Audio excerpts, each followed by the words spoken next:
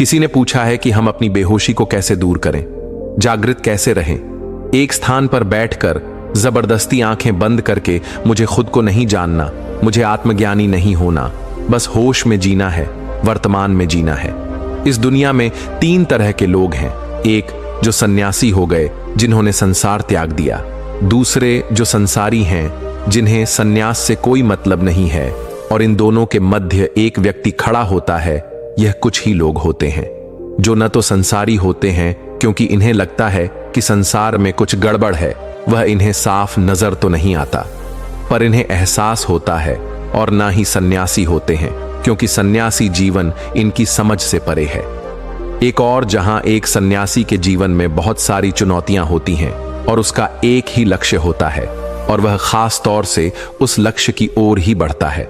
वहीं एक संसार के जीवन में अनगिनत चुनौतियां होती हैं और ज्यादातर चुनौतियां बेवजह की ही होती हैं और जिनके लिए हम लड़ मरने को तैयार हो जाते हैं।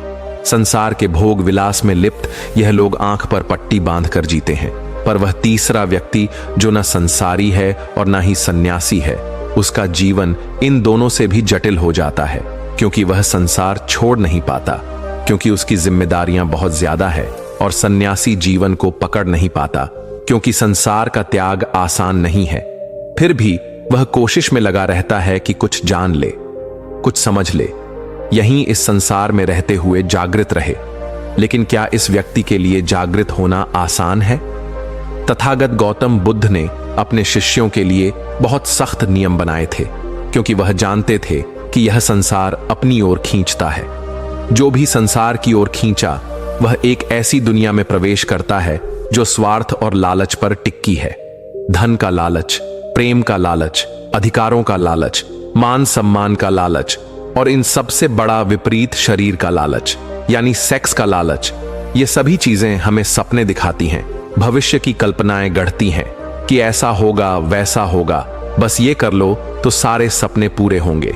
आपने देखा, जब आप रात में सपने देखते हैं, सपने में आप एक पूरी दुनिया, पूरी जिंदगी भी जी जाते हैं और जब तक आपका सपना चल रहा होता है आप हमेशा बीच में ही होते हैं, यानी संतुष्टि नहीं होती। और जैसे ही आपकी आंखें खुलती हैं और अगर आपको सपना याद है तो आप हमेशा सोचते हैं कि आगे क्या होना था। इसी प्रकार संसार के जो सपने हैं वह कभी खत्म नहीं होते, हमेशा बीच में ही रहते हैं। ये कभी पूरे नहीं होने वाले, पूरे होने का भ्रम अवश्य बना रहता है। इसी को माया भी कहते हैं। और जैसे ही सोते समय हमारे सपने टूट जाते हैं पर आंखें खुल जाती हैं।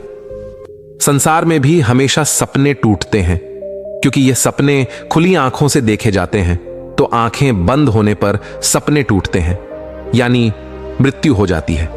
बंद आंखों के सपने आंखें खुलने पर टूटते हैं और खुली आंखों के सपने आंखें बंद होने पर टूटते हैं। इसी कारण एक सन्यासी कठोर नियमों में बंधता है। वह साधना करता है, ध्यान करता है, वह अपने भीतर के संसार को बाहर निकालता है क्योंकि कोई संसार बाहर की ओर नहीं है। संसार हमारे भीतर बसता है और एक बार जब वह संसार से खाली हो जाता है तब भी वह साधना और ध्यान जारी रखता है क्योंकि संसार खींचता है और जागृति और समझ ही से बचा सकती है। एक बार तथागत गौतम बुद्ध का एक शिष्य एक युवती के प्रेम में पड़ गया। उसे चारों ओर वह युवती ही दिखाई देती। बुद्ध अपने शिष्य के बारे में जानते थे, लेकिन बुद्ध चाहते थे कि वह खुद से, खुद की समझ से इस संसार के लालच से बाहर आ सके। पर धीरे धीरे वह शिष्य बेकार होता चला गया। उसे ना भूख लगती, ना समय पर सोता, ना ही ध्यान और साधना में उसका मन लगता। वह आलसी हो गया था। वह किसी भी बहाने से बस उस युवती से मिलने निकल जाया करता। जब बुद्ध ने देखा उनका शिष्य खुद की समझ से संभल नहीं रहा, तब बुद्ध ने उस शिष्य को चेताया और कहा, कितनी बार गलती करोगे? हर बार एक ही गलती को दोहराना उचित नहीं। तुम हर बार गिरे हो, हर बार पछताए हो, फिर भी उसी गड्ढे में गिरने की तैयारी कर रहे हो। समझ जाओ, जाग जाओ। पर उस शिष्य को संसार ने पकड़ लिया था। एक रात विहार छोड़कर वह चला गया और उस युवती के साथ विवाह रचा लिया। कुछ वर्षों बाद वह शिष्य चोरी करते हुए पकड़ा गया। राजा ने उसे मृत्युदंड दिया। जब शिष्य को सिपाही पकड़कर ले जा रहे थे तब वहां से तथागत गौतम बुद्ध गुजरे। बुद्ध को देखते ही उसे याद आ गया कि वह बुद्ध का शिष्य था। उसकी राह कुछ और थी, उसकी खोज कुछ और थी। वह इस मार्ग पर भटक कर आ गया है। वह क्या हो गया है? एक चोर बनकर रह गया है। बुद्ध ने अपने शिष्य को पहचाना और उसके पास आकर कहा, समय अभी भी नहीं निकला। हर बार पछताए हो, पछताते ही रहे हो। कितनी बार पछताओगे? अपनी स्मृति को पकड़कर ध्यान कर। जो ध्यान तूने अर्जित किया था उसे ध्यान कर। अब जब सब छूटने ही वाला है तो किसका इंतजार कर रहा है? स्मृति को जागृत कर, देख तू कौन है। बुद्ध की बात उस शिष्य की समझ में आ गई। उसकी समझ का एक दायरा खुल गया और उसने अपने ध्यान को याद किया और वह तुरंत ही ध्यान में उतर गया। उसका रूप परिवर्तित हुआ। जो चोर दिखता था अब तेजस्वी सन्यासी दिखाई दे रहा था। राजा को जब यह बात पता चली तब राजा ने खुद उस चोर को देखा और कहा, यह चोर नहीं हो सकता। राजा ने उस शिष्य से पूछा, क्या वाकई तुमने चोरी की थी? अगर तुम कह दोगे कि तुमने चोरी नहीं की थी तो मैं तुम्हें छोड़ दूंगा। शिष्य ने कहा, राजन, जान बचाने का लालच भी लालच होता है और मुझे यह लालच नहीं है। मैंने इस संसार में रहकर चोरी की, यह सत्य है। इस संसार में हर कोई चोर है। हर किसी को चोर बनना ही पड़ता है। कोई धन की चोरी करता है, कोई प्रेम की चोरी करता है, कोई सम्मान की चोरी करता है, कोई विचारों की चोरी करता है। बिना चोरी के इस संसार में कोई काम नहीं। यहां सब लुटेरे हैं, लेकिन जो लूटने को तैयार है वही सन्यासी है। राजा उस शिष्य की बात से प्रभावित हो गया और उसने उस शिष्य का अपराध क्षमा कर उसे मुक्त कर दिया। एक सन्यासी को संसार खींच सकता है, उसे पदभ्रष्ट भी कर सकता है।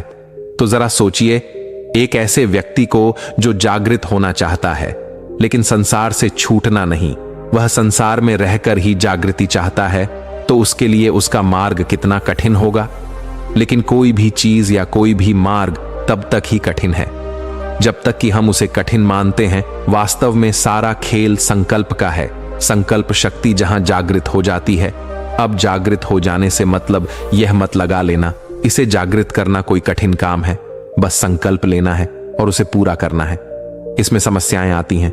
संकल्प टूटने का पूरा पूरा खतरा रहता है और टूट भी जाता है। तो क्या डर? फिर से कोशिश करो, मगर अधूरी कोशिश मत करना। अधूरी कोशिश खुद को धोखा देने जैसी होती है। पूछा है कि बिना ध्यान में बैठकर, बिना जबरदस्ती आंखें बंद कर मैं जागृत कैसे हो सकता हूं? वास्तव में इस संसार में इतना सोच पाना भी कि मुझे जागृत होना है, जागृति की ओर पहला कदम बढ़ाने जैसा है। और यह वही सोच सकता है जिसकी आंखों में कुछ रोशनी आ गई हो, जो कुछ दिख पाने में सक्षम हो, जो संसार की माया का थोड़ा बहुत ही सही अनुभव कर पा रहा हो। परंतु कुछ लोग ध्यान की ओर या जागृति की ओर इसलिए भी खींचते हैं क्योंकि वह इसे संसार का हिस्सा बना लेते हैं कि हम ध्यान करेंगे तो हमें कुछ बड़ा मिलेगा, कुछ खास होगा, कुछ चमत्कार होगा, इस दुनिया में हमारा कुछ नाम होगा। और यह सब भी संसार की एक माया है कि आप ध्यान भी कहते हैं, जागृत भी होना चाहते हैं। जिंदगी भर अपने आप को बड़ा ज्ञानी और ध्यानी साबित करने में ही लगे रहते हैं। कोई आपको छोटा कह दे तो तुरंत आपके अहंकार को चोट पहुंच जाती है। तथागत गौतम बुद्ध के दो तरह के शिष्य थे। पहले उनके भिक्षु जो विहार में रहते थे और संसार से बिल्कुल अलग अपनी साधना में ही लगे रहते थे। उनके लिए नियम बहुत कठोर थे। दूसरे शिष्य जो संसारी थे, जिन्हें उपासक कहा जाता था, इनके लिए नियम अलग थे। यह शादी कर सकते थे, व्यापार कर सकते थे, संसार के सभी काम कर सकते थे, पर इन्हें भी कुछ नियम मानने होते थे, जैसे चोरी नहीं करना, झूठ नहीं बोलना, नशा नहीं करना, अत्यधिक धन इकट्ठा नहीं करना, लोगों की मदद करना, लालच नहीं करना, सही दृष्टि उत्पन्न करना। भिक्षु के पास जाकर ध्यान की शिक्षा दीक्षा लेना ऐसा इसलिए किया जाता था कि जो उपासक हैं वह जागृत रह सकें, वह संसार में रहकर भी संसार से दूर रह सकें। इससे पहले कि हम जागृति के मार्ग पर आगे निकलें, ध्यान, होश या जागृति का मतलब समझ लेना जरूरी है। हमने अपने लिए इन शब्दों के बहुत बड़े मतलब बना रखे हैं। ध्यान का नाम लेते ही पता नहीं आपको क्या हो जाता है। आपके दिमाग में बहुत सारी चीजें चलने लगती हैं, कुंडली चक्र वगैरह, बहुत कुछ, सब कुछ, जबकि ध्यान का मतलब उसके शब्द में ही छुपा है। ध्यान का मतलब है, ध्यान जरूरी नहीं है कि आप आंखें बंद कर बैठकर अपनी सांसों पर ही ध्यान दें। आप खाते हुए अपने खाने पर ध्यान दे सकते हैं। आप किसी पेड़ पर ध्यान दे सकते हैं जो हवा से हिल रहा हो। आप किसी संगीत पर ध्यान दे सकते हैं। ध्यान का मतलब सिर्फ इतना ही है कि हम अपने आप को एकत्रित कैसे कर सकें, क्योंकि हम बिखरे हुए रहते हैं। हर पल में पल पल में हम कहीं से कहीं पहुंच जाते हैं। किसी एक जगह पर ठहराव होता ही नहीं है। तो ध्यान केवल हमें एक ठहराव देता है कि हम उस पल में जी सकें। जिस पल में हम जी रहे हैं, जब आप अपने कमरे में होते हैं और ऊपर छत का पंखा चल रहा होता है तो वह कुछ आवाज करता है। कितनी बार आपने उसकी आवाज सुनी है? पूरी रात में एक बार भी आपका ध्यान उस पंखे पर या उस पंखे की आवाज पर नहीं जाता, क्योंकि तुम बिखरे हुए हो। पता नहीं कहां कहां खोए रहते हो, कौन कौन सी बातें सोचते रहते हो। तो तुम्हारा ध्यान किसी एक चीज पर कैसे जा सकता है? तो जब आप इतने बिखरे हुए हैं, हजारों लाखों हिस्सों में बंटे हुए हैं, तब आप हमेशा उस पल को खो देते हैं। इस पल में हम जी रहे होते हैं और ध्यान देने से, ध्यान करने से आप एकत्रित होते हैं। पर एक होता है ध्यान की कोशिश करना, और एक होता है ध्यान करना, और एक होता है ध्यान लग जाना। और यह बारी बारी से ही होता है। पहले आप कोशिश करेंगे, फिर आप ध्यान करेंगे, फिर आपका ध्यान लगेगा किसी भी एक चीज पर। आप जिस पर भी ध्यान लगाएंगे, उस वस्तु या चीज को महसूस कर पाएंगे। पूरे प्राण से खुद पर ध्यान लगाएंगे तो खुद को भी महसूस कर सकेंगे। जरूरी नहीं है कि आपको आंखें बंद कर जबरदस्ती बैठना है, पर एक संकल्प लेना होता है जो आप में शक्ति का संचार करता है। संकल्प विद्रोह छेड़ता है, संसार के खिलाफ, आपके मन के खिलाफ, और आपको जागने में मदद करता है। जब आप संकल्प लेते हैं कि मैं 5 मिनट अपनी सांसों पर ध्यान दूंगा, तब ध्यान के एकत्रित होने के कारण ही आप महसूस करते हैं कि आपके भीतर कितना शोर है, कितनी आवाजें हैं, और आप कहते हैं मेरा ध्यान नहीं लग रहा, मैं भटक जाता हूं। वास्तव में आपका ध्यान लगने की तैयारी कर रहा है, क्योंकि इतना शोर, इतने विचार आपके अंदर पहले से ही है, लेकिन ध्यान ना देने की वजह से आपको दिखाई नहीं देते, सुनाई नहीं देते। लेकिन जैसे ही आप ध्यान लगाते हैं, सब सुनाई और दिखाई देने लगता है, और आप घबराते हैं कि यह क्या। ध्यान का मतलब होता है विचारों का ना होना, और यहां तो विचार ही विचार है नहीं, ऐसा नहीं है। ध्यान का मतलब होता है देखना, जो जैसा है वैसा ही देखना। विचार है तो विचारों को भी देखना। किसी ने पूछा था कि मेरे मन में गंदे ख्याल आते हैं, और गंदे ख्यालों से बचने के लिए मैं ध्यान करता हूं तो ध्यान में और ज्यादा गंदे विचार आते हैं। मैं क्या करूं? हमारा मन घर की तरह होता है। जिस प्रकार हम घर में सामान सजाते हैं, उसी प्रकार हम मन के अंदर भी विचारों को सजाते हैं। जब हम बहुत व्यस्त रहते हैं तो घर की सफाई नहीं करते, अपना काम करते हैं और चले जाते हैं।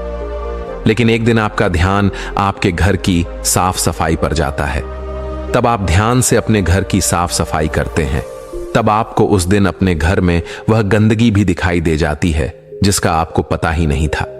इसी प्रकार जब आप अपने मन की सफाई करने के लिए ध्यान करते हैं, तो जो गंदगी आपने जाने अनजाने में मन में बसा रखी है, वह तो दिखाई देगी ही, और तभी तो आप उसकी सफाई कर सकेंगे। तो इन विचारों से भागना नहीं है, इन्हें देखना है। देखोगे तभी तो विचार शून्य हो सकोगे। अब यह शून्य शब्द भी बड़ा कॉम्प्लिकेटेड है। जहां शून्य कह दो, वहां पता नहीं आप क्या क्या सोच बैठते हैं। हमारी समस्या की जड़ हमारा सोचना ही तो है। जब हम निर्विचार होकर सोचते हैं तो सत्य को पाते हैं, पर जब हम अपने पूर्व विचारों से भरे हुए सोचते हैं तो विचारों की एक ऐसी अनंत श्रृंखला बनती है कि हम उसमें खो जाते हैं। इसलिए ज्यादा दिमाग पर जोर ना डालते हुए ध्यान करो। ध्यान तो करना ही पड़ेगा, ध्यान तो लगाना ही पड़ेगा। आंखें बंद कर नहीं कर सकते तो आंखें खोल कर कर लो। अपने भीतर ध्यान नहीं लगा सकते तो बाहर ही ध्यान लगा लो। सांसों पर नहीं लगा सकते तो किसी चिड़िया की आवाज पर लगा लो, किसी संगीत पर लगा लो। कैसे भी करके अपने आप को एकत्रित करो। जैसे ही आप एकत्रित होते हैं, वर्तमान में आना नहीं पड़ता, वर्तमान में हो जाते हैं। और जिस आनंद की बात बड़े बड़े योगी और सन्यासी करते हैं, वह आनंद वर्तमान में आने का ही है। किसी भी चीज को ज्यादा बढ़ाव चढ़ाव मत, हल्का फुल्का रहने दो। आसान समझो, जीवन आसान नहीं है, पर जीवन ही आसान है। इसे समझ कर देखो। तुमने कोई जन्म लेने के लिए बहुत मेहनत नहीं की है, जो जीने के लिए इतनी मेहनत कर रहे हो और मृत्यु से डर रहे हो। जीवन का अवसर है, इसका उपयोग जीने के लिए करो, कंफ्यूज होने के लिए नहीं। जिंदगी भर चिंता में मरोगे तो जियोगे कब? अब तो ध्यान भी एक चिंता बनकर रह गया है। ये बहुत गलत है।